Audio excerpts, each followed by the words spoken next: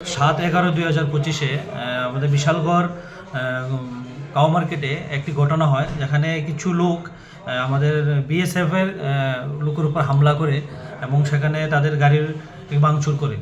তো ওই ঘটনার পরিপ্রেক্ষিতে আমরা একটা কেস রেজিস্টার করি, যার কেস নাম্বার 104/2025। ওই কেস বলে আমরা প্রথমে একজনকে অ্যারেস্ট করেছিলাম, অ্যারেস্ট করে তাকে আমরা আদালতে প্রেরণ করি।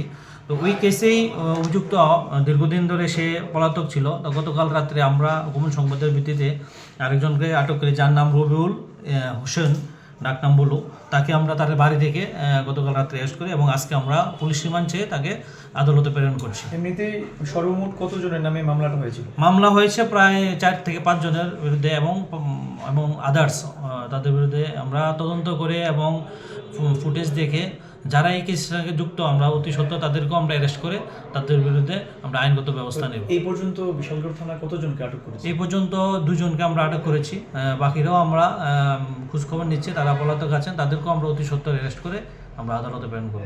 কালকে যাকে অ্যারেস্ট করেছেন মানে ওর বাড়ি কোথায়? ওর বাড়ি হাসান হোসেন পাড়া, দুর্গানগর।